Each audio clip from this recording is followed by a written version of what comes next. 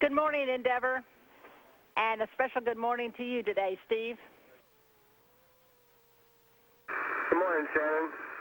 I guess my family really wanted to wake me up this morning, and we're all up and ready to go today. Well, Steve, we're all up and ready to support you today.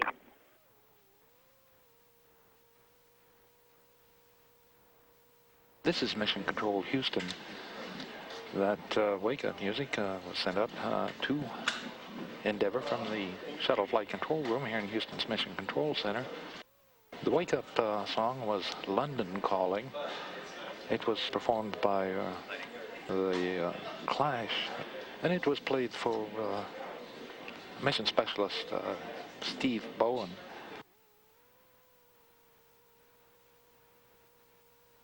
This is Mission Control Houston receiving television pictures from inside the Destiny Laboratory of the International Space Station. Expedition 18 Commander Mike Fink taking pictures of Don Pettit on the left and Shane Kimbrough on the right there. Kimbrough at the robotics workstation getting ready to perform a workout with the space station's robotic arm known as Canadarm2 with help from Pettit as they get ready to reach over and grab the Leonardo multi-purpose logistics module. A pressurized cargo carrier, once again carrying 7 tons of supplies inside that are destined for use and outfitting on the International Space Station.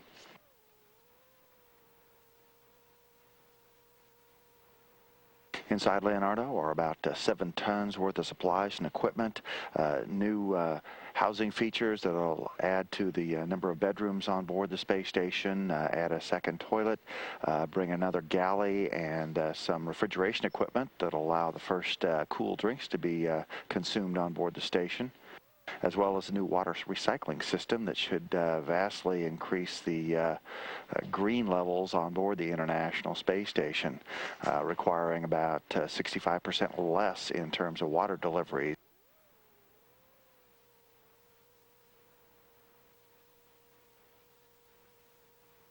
A view from the exterior cameras on the International Space Station as Don Pettit and Shane Kimbrough are in the process of maneuvering the space station's robotic arm, known as Canadarm2, into position in what's known as the pre-grapple position, moving the latching end effector over the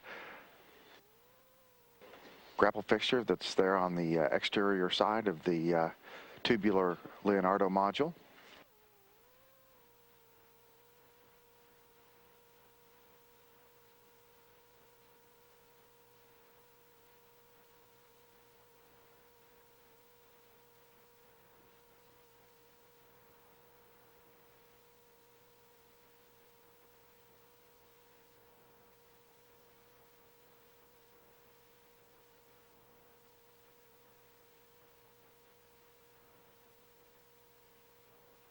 A good close-up view of the latching end effector of the space station's Canadarm2 as it approaches the grappling and Huntsville, I think that's all we got for fixture on the exterior of the Leonardo module. To Norbert, standing by in Munich.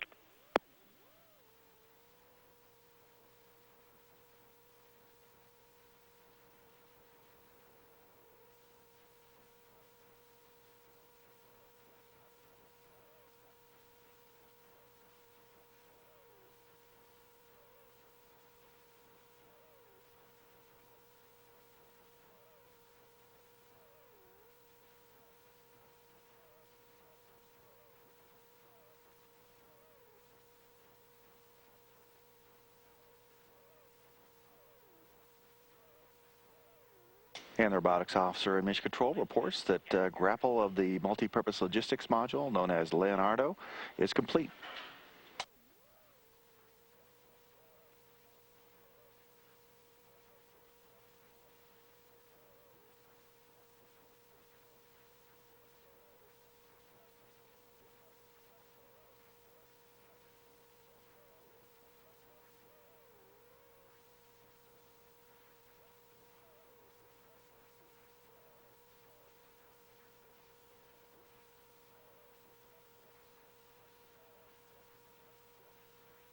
And both the robotics officer in the International Space Station Flight Control Room and the Payload Deployment and Retrieval Systems officer here in Mission Control on the shuttle side, confirming that they see the Leonardo module in motion as it begins to clear its payload retention latches that have been released. This first movement of the Leonardo module occurring about 212 miles over the South Atlantic.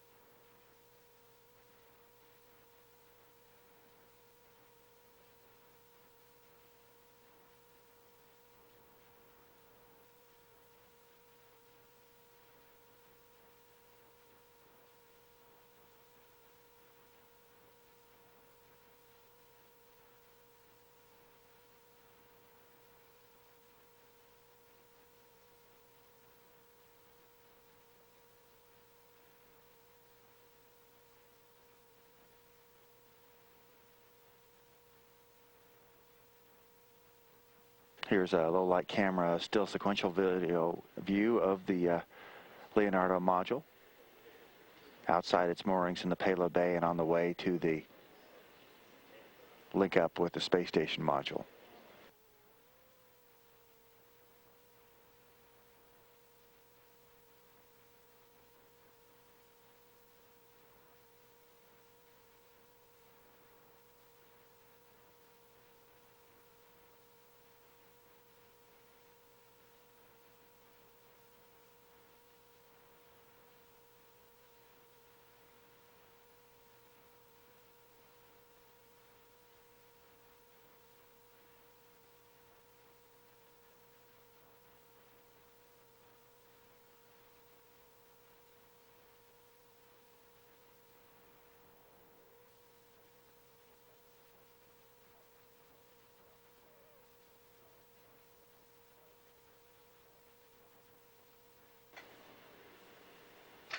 Greg Shamatov also joining the crew members inside the Destiny Laboratory module, and here's an exterior view of Canadarm2 as it is grappled to Leonardo module and bringing it slowly into position where the common berthing mechanism can take hold and connect the two modules.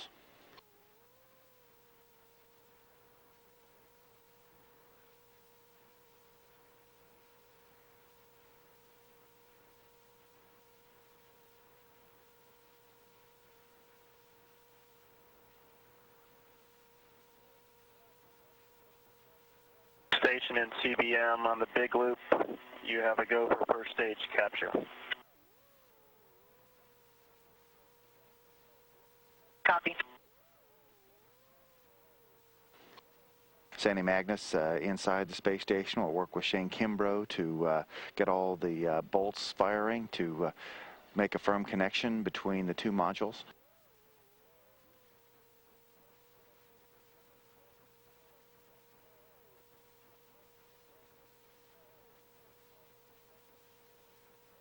And this is Mission Control Houston at 12:04 p.m. Central Time today, receiving confirmation from the robotics officer in the International Space Station Flight Control Room that we have a good common berthing mechanism mate between the cargo carrier Leonardo and the Harmony module's Earth-facing berthing port.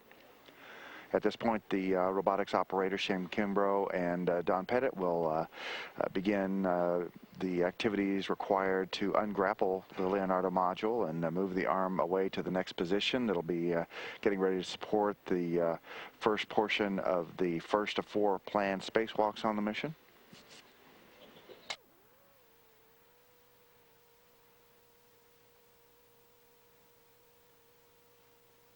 An unusual sight on board the International Space Station, a live camera view of spiders in operation inside the commercial generic bioprocessing apparatus. It's a part of an experiment designed to help students in kindergarten through 12th grade get involved in science, math, engineering, and cognitive thinking. In addition to the 2 spiders in this apparatus, there are a number of butterflies as well.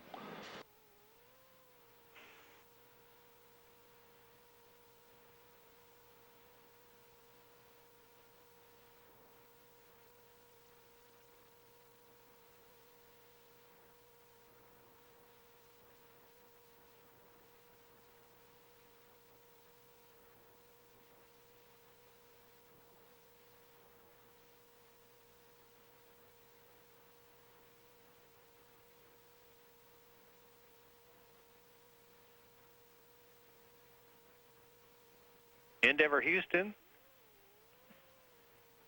are you ready for the event?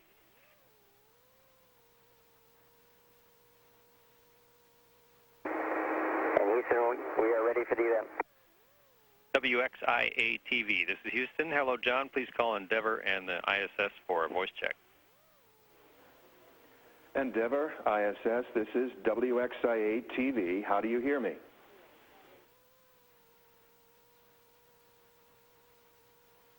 And Endeavor on board the International Space Station has you loud and clear. Colonel Bowe, Colonel Kimbrough, Captain Bowen, it's great to speak with you. We're in Atlanta, Georgia right now, but Friday night we were at the Kennedy Space Center, and we were able to see that spectacular launch of Endeavor at night. This is your first space flight for each of you. I'll start with you, Colonel Bowe, and I'd like each of you to answer, then Colonel Kimbrough and Captain Bowen. Colonel Bowe, tell us what it's like to be inside that shuttle going from ground to orbit in 9 minutes.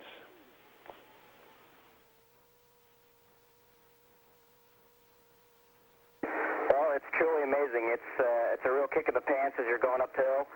You really feel the acceleration, and it's just initially as you're on the solid rocket boosters, you get some shaking, and then once you come off that SRB separation, then you're on the liquids only, and it's a great ride.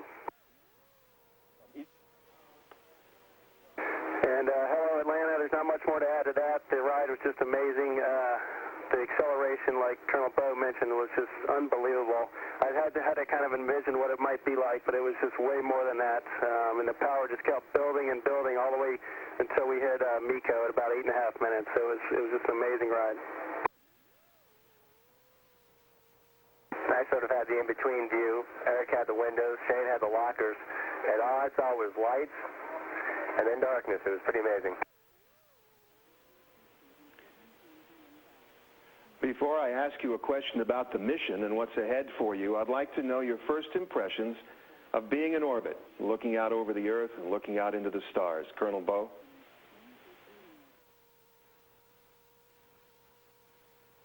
Well, actually one of the coolest things about being up in space is actually just the views and looking out. The view of the Earth and the curvature of the Earth and the colors, for me, what's truly amazing is just how dramatic and bright they are. Really exciting to look at. They almost don't look real when you see them. The stars, you really have to turn down the lights to see the stars, and we haven't done that yet to get a really good look. We've seen the moon, which is obviously looks the same on orbit as it does on the ground, but it's neat seeing that go through the field of view every 90 minutes. I was down on the mid-deck for launch, so my first impressions of orbit and floating around were just with Heidi and Sandy down there, just kind of getting the mid-deck set up, and it was just so cool, just floating around and laughing and just trying to get everything set up. We had a lot of work to do, but it was just obviously in a different environment, so we were trying to figure all that out, or I was anyway, and it was just a great time.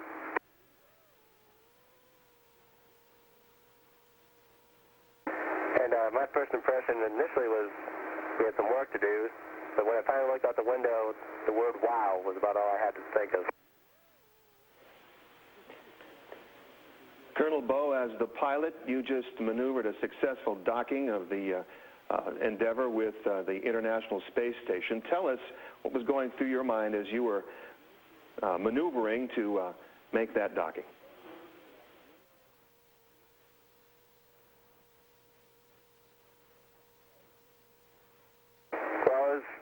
Impressive just watching as we got closer and closer and seeing the structure get bigger and bigger. The RPM is really that's the rendezvous pitch maneuver that we do on the R-bar as we're coming up in the underneath it so they can take pictures of us, and it's quite impressive to watch, and it's extremely exciting to see the vehicles as they get closer and closer because the space station is unbelievably huge.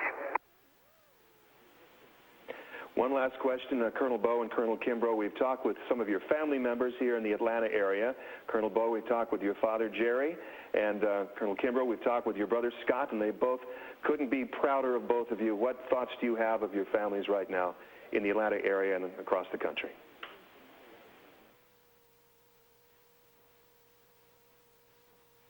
Well, we have great thoughts about our family members. Really appreciate all their support and coming down to the launch. They've sent us up emails and given us a lot of support as time gone on, and we really appreciate everyone in Atlanta and throughout the U.S. and around the world that cheering us on with support. And I'll just add a little bit to that. It's great to hear from our family members, of course, and the launch was just a huge event. It was like a big family reunion for us, and I think most of the people that were launching the same deal. So it was really neat to see them all come together, and we obviously appreciate the support we're getting.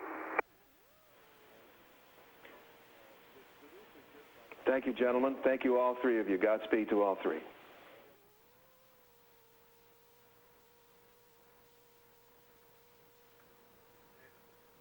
Endeavor ISS, this is WAGA-TV Atlanta. How do you hear me? And Endeavor has you loud and clear. Now, some of the astronauts on board have Georgia ties, including Henderson High School and Georgia Tech alumnus Eric Bowe, and Lovett School graduate and Georgia Tech grad Shane Kimbrough. Oh, it's good to have Eric and Shane join us at this hour, and astronaut Steve Bowen.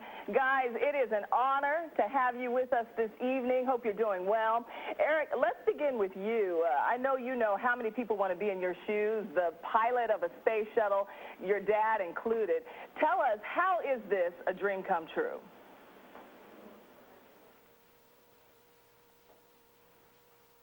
Well, this is a big dream come true. I've been thinking about this for a long time. I remember my parents bringing me in when the Apollo landings were happening. Kind of my first impression when I was about 5, landing on the moon. So I've been thinking about this for a long time, and it's very cool to be up here and actually see it for real. The docking was great. Let me pass it to Shane. Now, Shane, let me ask you a question. Shane Kimbrough, I understand that you're going to have a chance to do 2 spacewalks. Are you expecting that to be the highlight of your trip up there, and will you take some time to look around?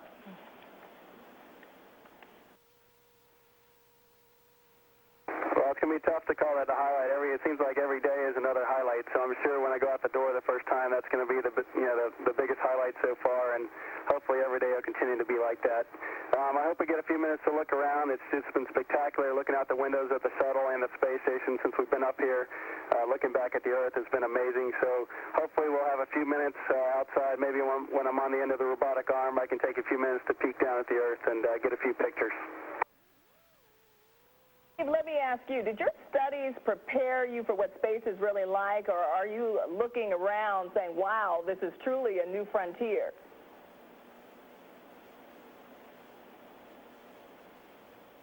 I think we all have to say both. I mean, our training has really prepared us well for a lot of things, but there's just a lot of things you just have to experience.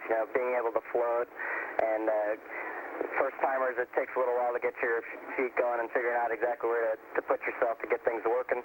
But after a short period of time, you start picking up the little tricks, and it gets easier as time goes on.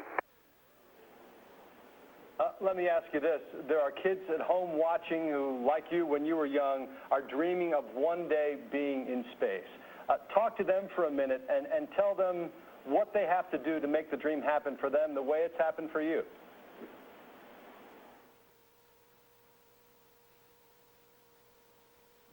Well, I know kids have a lot of dreams, and being an astronaut is one of them like I had, but there's many other dreams out there too, and I would just tell all kids out there, whatever your dream is, just keep working at it. Don't ever give up, and persevere. That's what I think all of us have done to get to this point. We have a lot of hard work and dedication to whatever mission we're doing, and a good education, and just keep trying, and things will work out great like they have for us.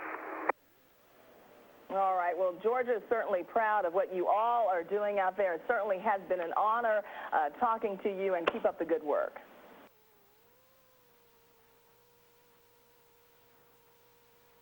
Thank you.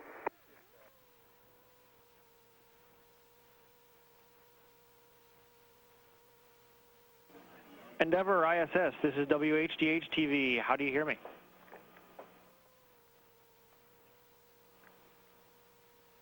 We have you loud and clear. Excellent. Captain Bowen, good to see you. Tell us Good to about hear the your voice ride-up. as well.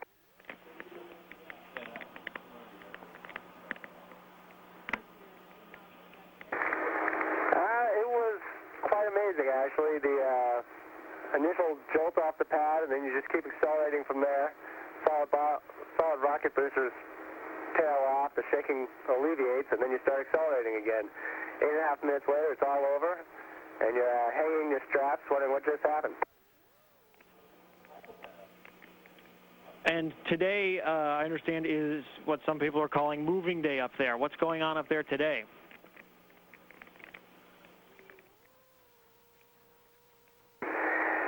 Well, they connected the MPLM, which is basically a truck, to the side of the space station. And as a matter of fact, if we look through the hatch, we can see them starting to get ready to enter into the MPLM to start bringing in all the equipment that's going to upgrade the International Space Station and make it a home for 6. Kind of an extreme makeover International Space Station edition.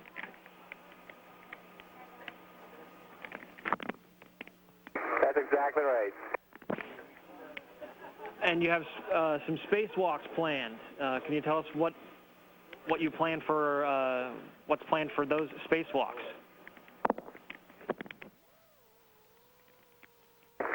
Well, tomorrow, Heidi Piper and I head out the door, and we move a couple of large pieces of equipment back and forth from the shuttle into the space station, and then we start working on the starboard solar array system, trying to make it come back to life. We have a little cleaning and greasing to do, see if we can get it to rotate a little bit smoother. And most of our EVAs are geared toward that. The first 3, if we get all work done there on the 4th EVA, which Shane and I will go out on, we'll be able to do some additional work as well. Excellent. I know a lot of people here in Boston and in Cohasset and down on the Cape are watching the other Cape, are watching your mission closely. Do you have any message that you want to send to them? My parents get that Cape thing confused all the time. When they say I'm going to the Cape, they think I'm coming home. But we really appreciate all the support, and always thinking about heading back home whenever I can. Excellent. Endeavor, thank you very much.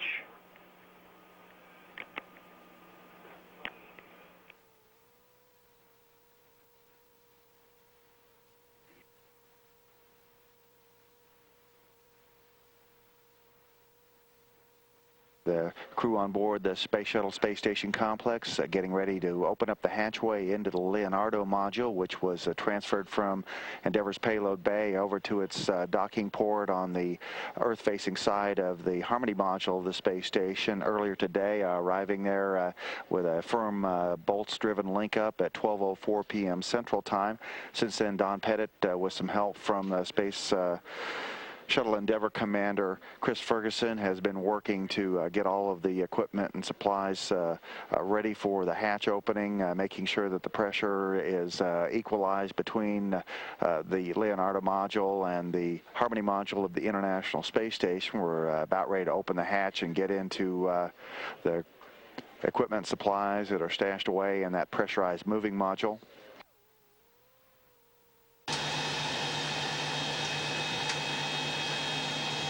Those pins are kind of loose, but they won't be when it's got to put a little pressure. There we go. That didn't take very much, did it? Okay. All right, check the MPEV closed. MPEV is closed. All right, visually inspecting MPEV for condensation. So. Okay, I'll get a stowed handle. Okay. And the ratchet to latch position? Yeah.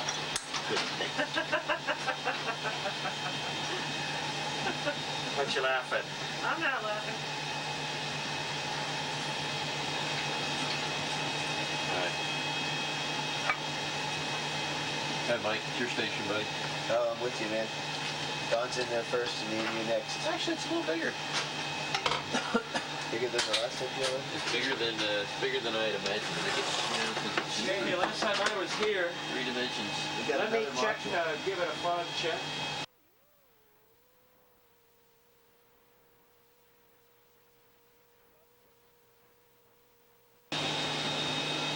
All right, how about an air sample? Okay. Go ahead.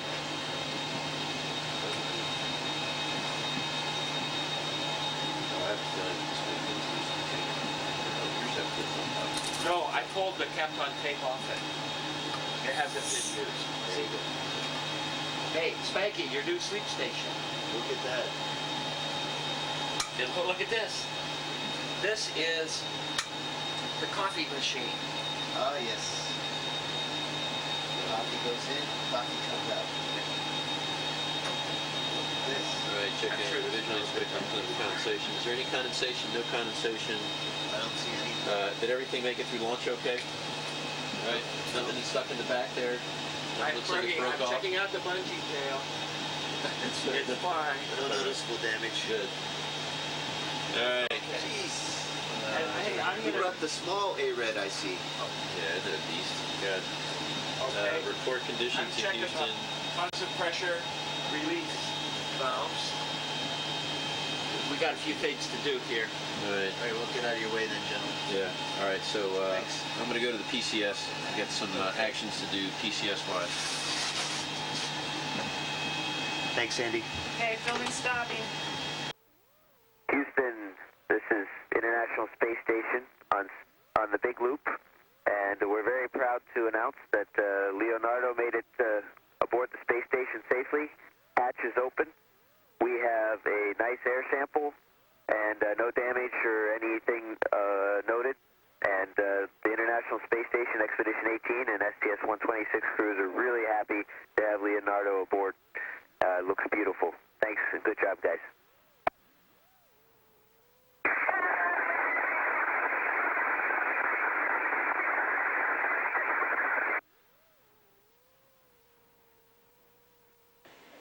This is the 5th trip to the space station for the Leonardo multi-purpose logistics module, but this is the fullest it's ever been. The module has 16 bays where the racks of equipment and supplies the shuttle carried up can be stored, and all 16 of those are full, plus teams on the ground devised a way to store 12 additional bags of supplies inside. All told, Leonardo is delivering about 14,400 pounds of supplies to the station.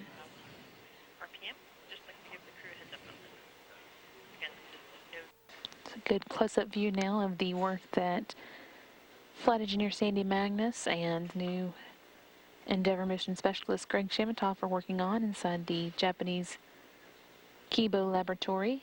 This is the Japanese robotic arm, which they've been installing some new software for. That software is called DUG, which stands for the Dynamic Onboard Ubiquitous Graphics. That's a 3D viewing tool used for robotic arm and spacewalk planning and review, and just for situational awareness while the robotic arms are being operated.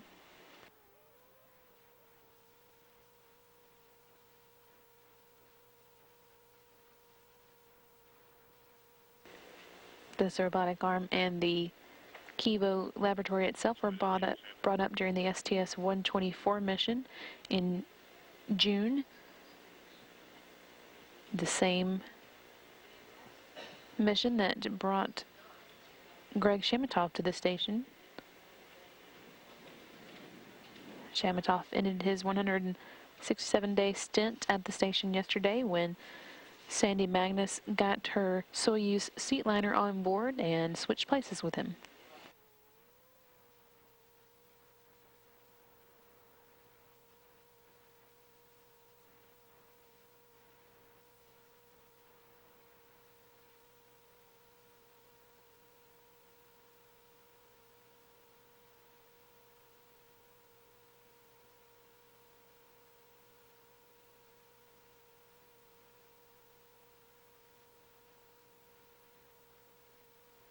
We're waving back at you. Mission Specialist Heidi Stephanischen Piper and Steve Bowen getting ready for their spacewalk tomorrow. They've got on the oxygen mask that will allow them to start the pre-breathe protocol that will keep them from getting decompression sickness tomorrow when they start their spacewalk.